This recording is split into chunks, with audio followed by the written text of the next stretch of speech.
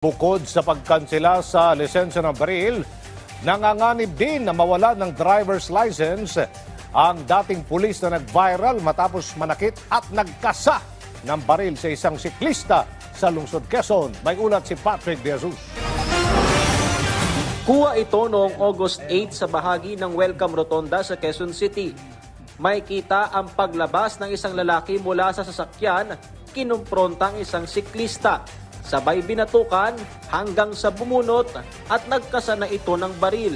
Kahapon sumuko sa QCPD ang lalaki matapos mag-viral ang video na kinilalang si Wilfredo Gonzales. Iginit itong nagkaayos sa sila ng siklista. Pero sa kabila nito, binawi ng PNP Civil Security Group ang lisensya ng mga baril ni Gonzales. Ganon din ang kanyang license to own and possess firearms o LTAF at permit to carry. Kasunod nito ay kinumpiska ng PNP Firearms and Explosives Office ang mga baril na pagmamayari ni Gonzales. Ang una po, ito po yung Rock Island, caliber 45. Ito rin po yung Remington, also a caliber 45. And lastly, an Armscore, caliber 45. Yung isa pong firearm niya is was deposited at the Quezon City Police District, and sooner the Quezon City Police District will turn over the said firearm to the Firearm and Explosive Office.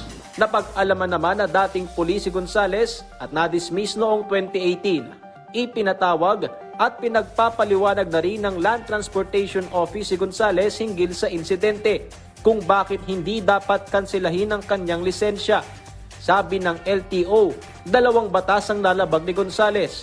Ito ay ang improper person to operate a vehicle at reckless driving. Nadiskubre rin na hindi pagmamayari na nag-viral na motoristang bumunot ng baril ang sinasakyan nitong kulay pula na sedan. Ayon kay LTO Chief Assistant Secretary Vigor Mendoza II, hinainan na ng show cause order ang rehistradong may-ari ng sasakyang may plakang ULQ 802 at ipatatawag ito sa katapusan ng Agosto. Ito'y upang imbestigahan kung bakit iba ang nagmamaneho ng kanyang sasakyan at malinawan kung naibenta ito o naipahiram lamang. Hinikayat naman ni Attorney Raymond Fortun ang nakalitang siklista ni Gonzales na magsampan ng kaso. Ganon din ang nag-upload ng video. Pero natatakot daw ito ngayon dahil sa mga umano'y bantang natatanggap. He was so fearful because nung naglabas ako noong Facebook post para ma-identify itong taong ito, sunod-sunod yung mga text na natanggap niya. They come out and they say that they will execute a complaint affidavit. I will handle their case pro bono. Something like this should not happen again in the future. Giit ni Fortun, mahalaga ang magiging partisipasyon ng siklista at uploader upang masampahan ng kasong kriminal si Gonzales. Kabilang ang attempted homicide, grave threat at slander dahil hindi anya biro ang ginawa nitong pananakit at pagkasa ng baril. Si Senador J.B. Ejercito naniniwalang dapat ding sampahan ng kaso si Gonzales. Ayon sa senador, bilang isa ring siklista, hindi niya ito palalagpasin. Patrick De Jesus para sa Bayan.